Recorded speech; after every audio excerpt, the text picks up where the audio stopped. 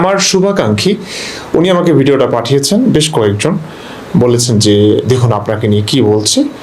তো আমার কাছে আমি ভিডিওটা দেখলাম, তার অনুরোধে দেখে মনে হলো যে না, আমার কিছু কথা বলা উচিত, কারণ তার ভিডিওর কাউন্টার হিসেবে না, এটা এতে জড়িয়ে আছে আসাদ ভাই, মাসুদ ভাই, ওনাদের একটা লাইভ।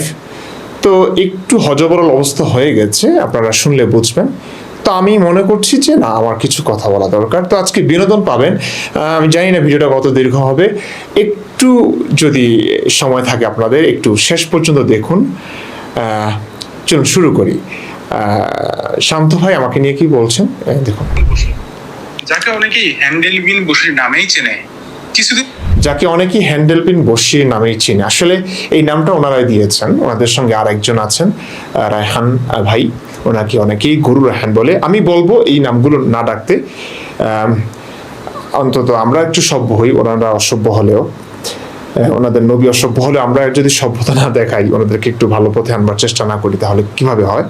তো গরু কেন বলেন আমি জানি না, কারণ গরু তো নিরীহ একটা প্রাণী, অবলা প্রাণী, তার তো পাপ নাই, সে তো অন্যায় অপরাধ কিছু বোঝে না। তো এমন নিরীহ, অসহায়, অবলা, নিষ্পাপ প্রাণীর সঙ্গে একজন মানুষকে তুলনা করছেন, রায়হানের মতো মানুষকে, এটা গরুর অপমান ছাড়া কিছু না। তারপরে এই সমস্ত বিকৃত নামে ডাকবেন না। বিকৃত নাম না, এটা অবশ্য নামের আগে বিশেষণ দিচ্ছে, কেন দিচ্ছে আমি জানি না। গরুর সঙ্গে তুলনা হয় না রায়হান ভাইয়ের। আর শান্ত ভাইকে কি যেন বলে, আচ্ছা যা হোক, আমি শুনতেও চাই না। তো ওনারা নামটা দিয়েছেন আমাকে হ্যান্ডেল বিন বশির। হ্যান্ডেল মানে হচ্ছে ওনারা হস্তমৈথুনকে বোঝায়। তো আমি কয়েকটা ভিডিওতে বলেছিলাম মাদ্রাসায় যে বলাৎকার হচ্ছে, তো বলাৎকার না করে হুজুররা যেহেতু হুজুরদের নুনু মোবারককে সংযত রাখতে পারেন না, সেই নুনু মোবারককে তারা নিষ্পাপ কচিকাঁচা বাচ্চাদের পশ্চাৎ ভাগে, কি বলবো। তো আমি বলছি যে এটা তো অন্যায়, অপরাধ, এটা তো নৃশংস কাজ, গর্হিত, ধিকৃত, বিকৃত কাজ। এই কাজ না করে আপনারা নিজের পশ্চাতে নিজের আঙ্গুল ঢোকাতে পারেন, কিংবা এভাবে বলিনি, তো আমি এভাবে বলি না, বলেছিলাম যে হস্তমৈথুন তো করা যায়, মাস্টারবেশন করা যায়, এটা তো খারাপ কিছু না, নিজের সঙ্গে নিজে। তো এরা আমার এই কাজটাকে, এই কথাটাকে গ্রহণ করতে পারেন নাই। তাদের কথা মনে হয় না আমরা বলাৎকারই করব, এটাই আমাদের জন্য ভালো। তো এই শান্ত ভাই কিংবা রায়হান, ওনারা আমাকে এই নামটা দিয়েছেন। তো ওনাদের কাছে বলাৎকারটাই ওনাদের জন্য পারফেক্ট, এবং ওনারা ওইটাকেই গ্রহণ করেছেন।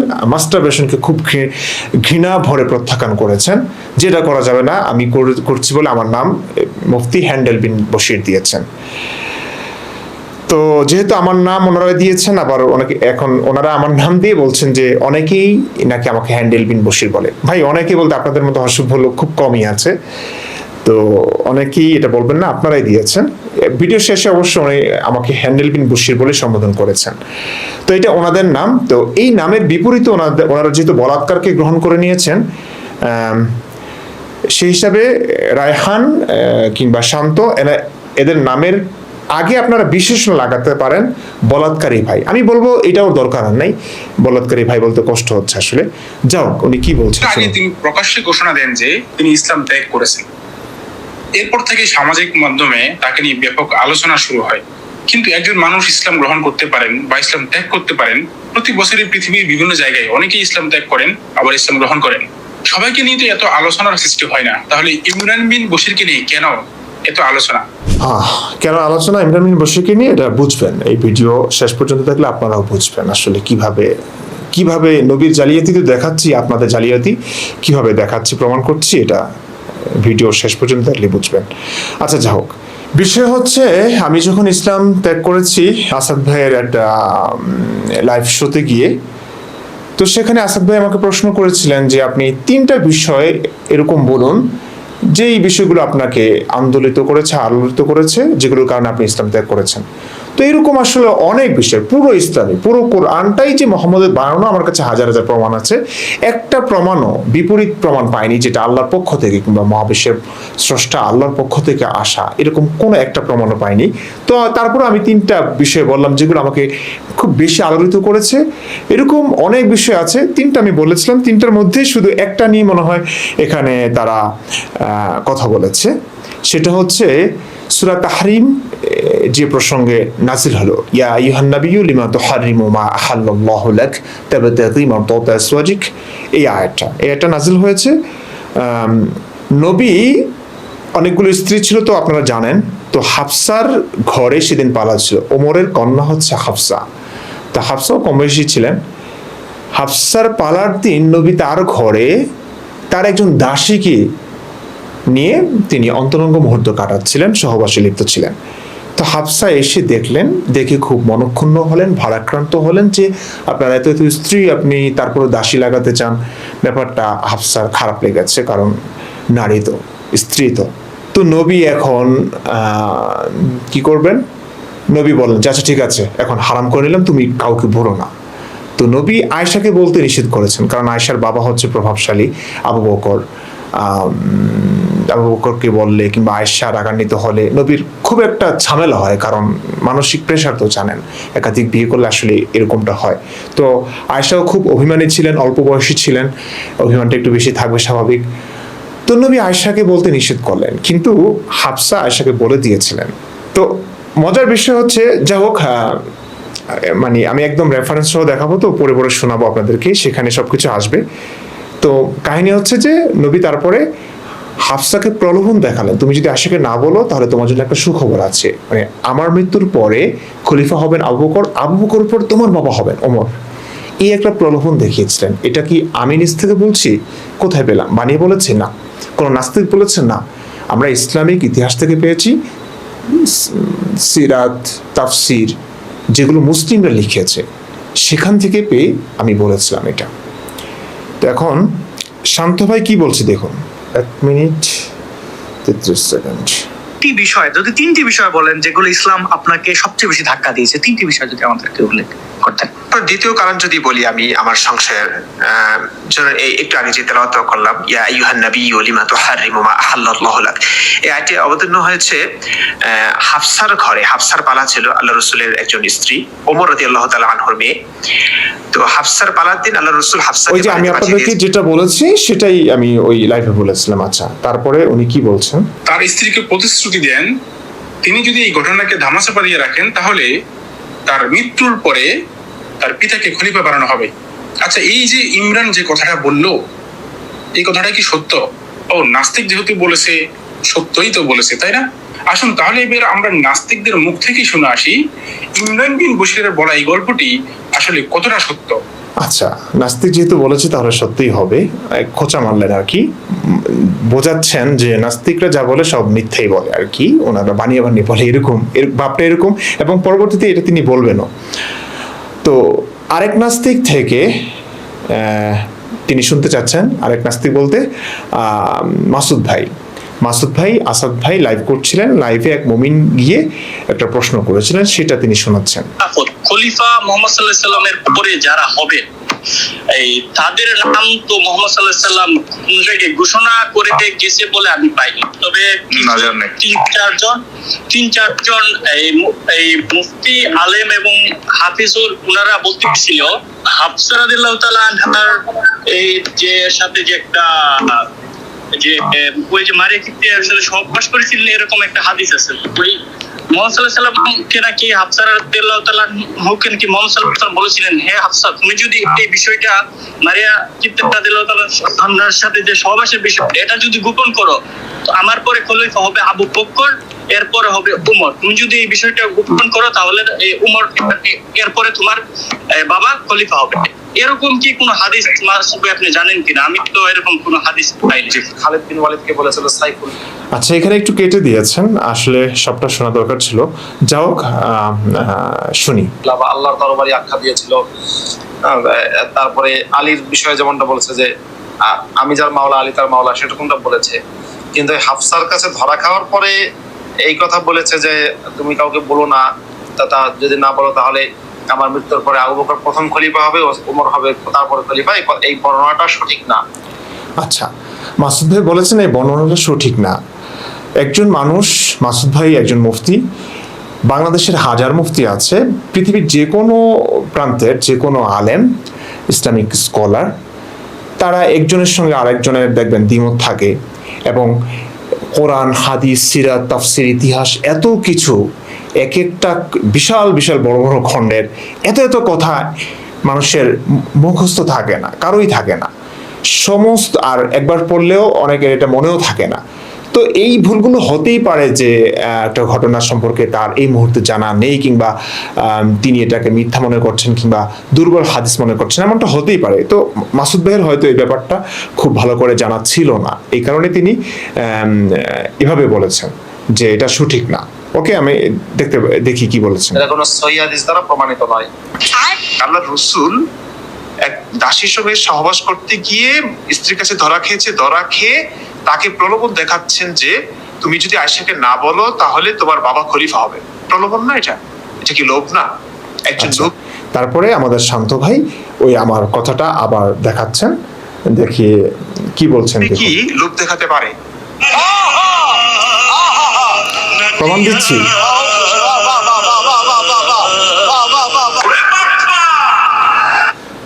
আমাকে এখন ওই হাফিজুর রহমান সিদ্দিকের মাধ্যমে বারবার বলছে আর কি। যা হোক, তাহলে কি ওই যে ওই 3-4 জন মুফতি হাফেজ যারা ছিল তারা কি তাহলে মিথ্যা বলেছে? তাদেরকে বলুন যে প্রমাণ দেখাতে, তারা কোথায় পেয়েছে এরকম বর্ণনা। ওইটা তো বলেছে আপনাদের লাইভে বসে, আপনি ইমরান বিন বশির, আসাদ ভাইয়া এবং ওই আরেকজন হাফেজ এরামত। তো ইমরান বিন বশির এই কথাটা বলেছে, তো প্রমাণটা তো আপনারা দেওয়া লাগে। ইমরান বিন বশির যে কথাটা বলেছে, দেখুন বলছে না সহিহ হাদিস দ্বারা প্রমাণিত না। সহিহ হাদিস যদি না থাকে এটা কোনো দুর্বল হাদিসে থাকতে পারে। এটা দুর্বল হাদিসে থাকলে ইমরান সেখান থেকে হয়তো বলেছে। আর যখন কেন বলেছেন এটা প্রেক্ষাপটটা কি আমাদের জানতে হবে। আচ্ছা, আসাদ ভাই এখানে বলেছেন কেন বলেছেন প্রেক্ষাপটটা জানতে হবে। হ্যাঁ, সুন্দর কথা, কারণ ইসলামের চিপায় চাপায় কত কিছু যে করেছে নবী, এগুলো আলেমদেরও জানা থাকে না, আমারও সবকিছু জানা, আমার পড়তে হয়, দিনরাত গবেষণা করতে হয়, কারণ শত শত হাজার হাজার পৃষ্ঠার বইগুলো আমাদের একই সঙ্গে সবকিছু মনে থাকবে এটা হয় না। তো মাসুদ ভাইয়ের ব্যাপারটা হয়তো জানা ছিল না, সেই কারণে তিনি এভাবে বলেছেন। দুর্বল হাদিসে থাকতে পারে, উনি এটাকে সহিহ হাদিস মনে করেন নাই।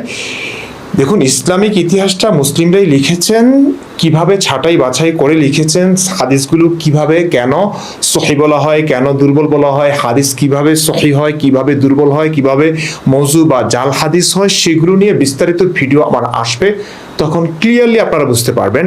এই ভিডিওতে আমি সবকিছু বোঝাবো না, তবে তাদের প্রত্যেকটা ভুল ভ্রান্তি বুঝিয়ে আমি জাস্ট কিছু কথা বলবো। তো সর্বশেষ কথা হচ্ছে, মাসুদ ভাই বলেছেন যে এটা দুর্বল হাদিসে থাকতে পারে, তার মানে বোঝা যাচ্ছে মাসুদ ভাই জানা ছিল না আসলে এটা হাদিসটা সহি নাকি দুর্বল, এবং দুর্বল হাদিসেই বা এরকম ঘটনা আছে কিনা। হয়তো আমি যেহেতু বলেছি, মাসুদ ভাই ধারণা করে নিয়েছিলেন যে হ্যাঁ নিশ্চয়ই আছে, দুর্বল হাদিসে হলেও আছে, এমনটা ভেবে নিয়েছেন। ওকে, মাসুদ ভাইয়ের কথাও ঠিক, দুর্বল হাদিসে থাকতে পারে, জাস্ট ওনার ভালো করে জানা ছিল না, এটা হতেই পারে। হ্যাঁ, তারপরে দেখুন এই বিষয়টা নিয়ে কত নোংরামি করছে। সিলসিলাতুল আহাদিস যায়িফা বা যায়িফ হাদিসের যে সংকলন, মানে বিরাট সংকলন, সেটা কি আপনি পড়েছেন? সত্যি কথা বলবেন। কোনটা দুর্বল হাদিস, কয়েকটা নাম বলেন তো।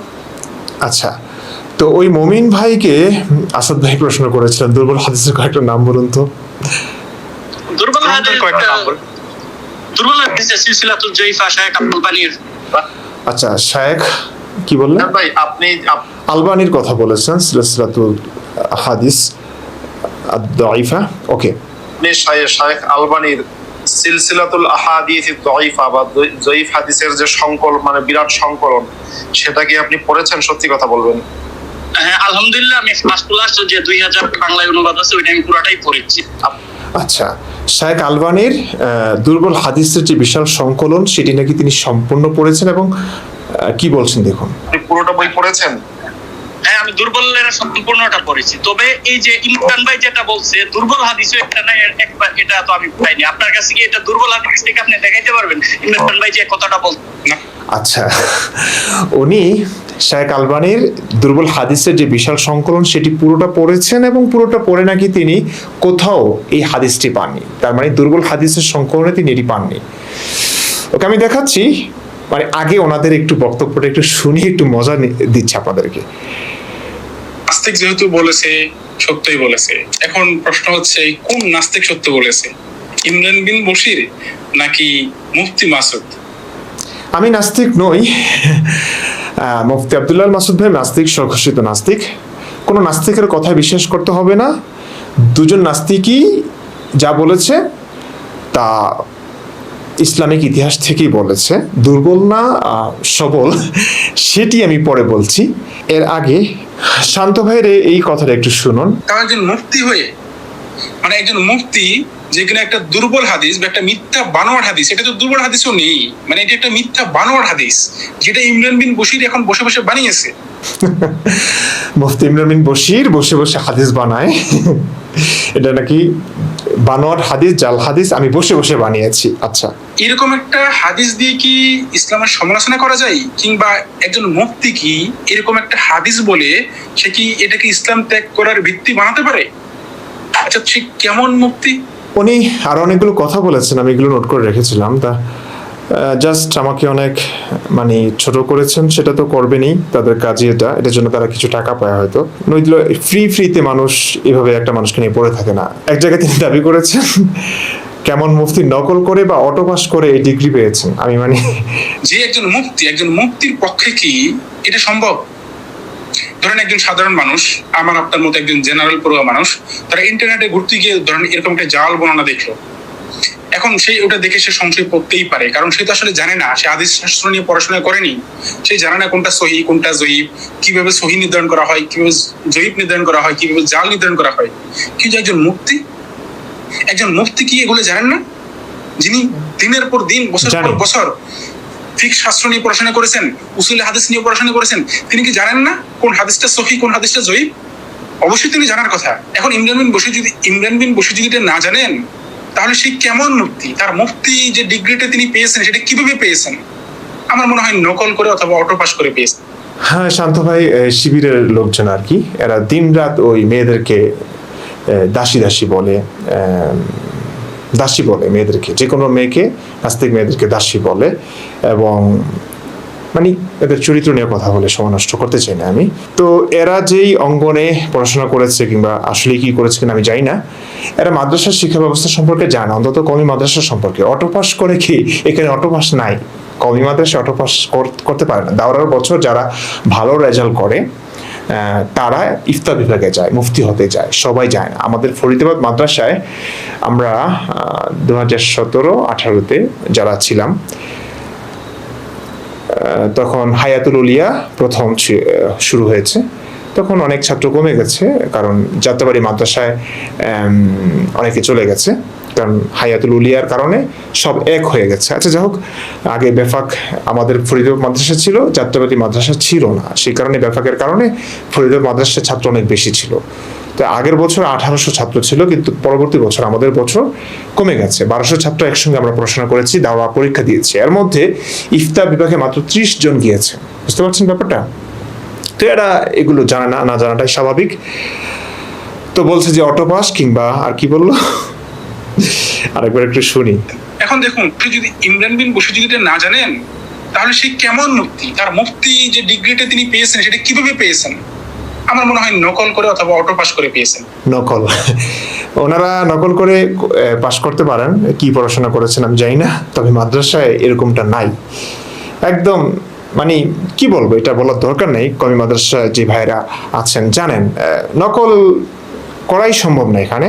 আচ্ছা, যা হোক, এরপর আমি দেখছি অন্য একটা লাইভে, এরা ব্ল্যাক কি যেন একটা নাম আছে, তারা আমাকে ইনভাইট করেছিলেন, সেখানে আমি গিয়েছিলাম একবার। তো সেই লাইভে আমি একদম অপ্রস্তুত অবস্থায় গিয়েছিলাম, আমার মন টন ভালো ছিল না। তারপরে তাদের রিকোয়েস্টে আমি সেখানে গিয়েছিলাম, অনেক মানুষের আড্ডা হয়েছে, অনেক প্রশ্নের উত্তর দেওয়া হয়েছে সেখানে মমিন এই রায়হান ভাই, যাকে আপনারা অনেকেই গরু রায়হান বলে ডাকেন, এই মানুষটা গিয়েছেন সেখানে, খুব ভালো ভালো কথা বলে তারপরে দেখুন উনি কি বলেছেন, মানে উনি আমাকে ভুল প্রমাণ করতে গিয়ে জাস্ট লাইফটাকে নষ্ট করতে চেয়েছেন। তো এই যে সেই লাইফে এই আমাদের রায়হান ভাই গিয়ে আমাকে বলেছে আমি নাকি যে সকল কথা বলি, মানে যে হাদিসগুলো দেখায় সেগুলো নাকি জাল জয়ীফ হাদিস। ভাইকে অনেক ধন্যবাদ। ওনার যখন ওনাকে দেখে আমি খুবই খুশি হলাম যখন উনি সবার সম্মুখে আসলেন। তো প্রথম দিন আমি ওনার লাইভটা দেখলাম খুব মনোযোগ সহকারে। তো মনোযোগ সহকারে ওনার লাইভটা দেখলাম, উনি অনেকগুলো যুক্তি দিলেন, সেগুলো আমার কাছে খুবই লজিক্যাল লাগলো। আমার ইমান একটা ধাক্কা খেয়ে গেলাম। ইমরান ভাইয়ের তারপর রেফারেন্স এবং লজিক গুলো আমি চেক করলাম। তো ইমরান ভাই প্রায় 9টি হাদিস নিয়ে কথা বলেছিলেন ওই লাইভে। তো যার যেখানে 6-7টির মতো জাল জয়ীফ। ইমরান ভাই, আমি কি আগে প্রমাণগুলো দেব নাকি বলার শেষ হওয়ার পরে দেব? কোন বিষয়গুলো? ওই যে কি একটা মিউজিক লাগিয়ে দিয়েছে। আচ্ছা,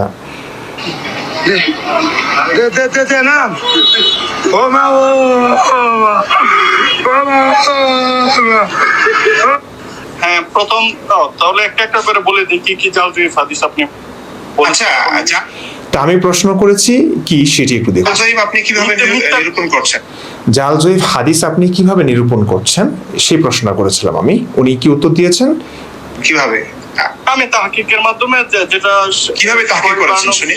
উনি তাহকিকের মাধ্যমে জাল জয়ীফ হাদিস নিরূপণ করেছেন। তো 1450 বছর পরে এসে একজন রায়হান ভাই কিভাবে জানবেন ওই হাদিসটা ভুল, ওই হাদিসটা দুর্বল বা ওই হাদিসটা বানানো, কিভাবে বুঝবেন? তার কাছে তো ওয়াহি আসে না, নাকি গুরুর কাছে, সরি রায়হান ভাইয়ের কাছে ওয়াহি আসে। তারপরে বলছেন যেটা তাহকিক করেছেন শাইখ আলবানী, যেটা তাহকিক করেছেন শোয়েব আরনাউত, ইয়াহিয়া ইবনে মাইন, যা আচ্ছা তাহকিক করেছেন আসমাউর রিজালে, তাদেরটাই আমি নিয়েছি, আমার নিজস্ব কোনো মত না। এখন বলছে তার নিজস্ব কোনো মত না, শাইখ আলবানী রহমতুল্লাহি আলাই তাহকিক করেছেন কোনটা জাল, কোনটা দয়ীফ কিংবা দুর্বল কিংবা বানানো হাদিস, এসব ঠিক আছে।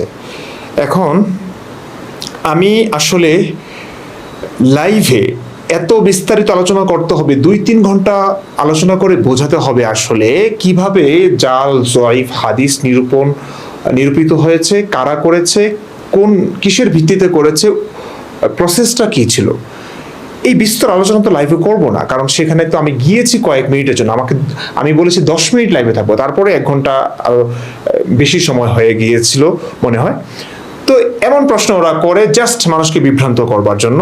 তো আমি ভাবলাম যে সব বিষয় আমি বিস্তারিত আলোচনা যেহেতু করবই, আমার দরকার নেই। তারপরে মনে হয় ওনারাই যখন বুঝতে পেরেছে যে এরা কি জন্য লাইভে এসেছে, বাদ দিয়েছে। আচ্ছা, যা হোক, উনি একটা কথা বলেছেন শাইখ আলবানী রহমতুল্লাহি আলাই যেটা তাহকিক করেছেন, সেই তাহকিকের আলোকেই উনি জাল জয়ীফ হাদিস নিরূপণ করেছেন। ওনার নিজস্ব কোনো মত নাই, হ্যাঁ থাকাটা অস্বাভাবিক। এখন শাইখ আলবানী রহমতুল্লাহি আলাইয়ের জন্ম হচ্ছে 1914 সালে, মারা গিয়েছেন তিনি 1999 সালে। আজ থেকে কত বছর আগে? 100 বছর আগে।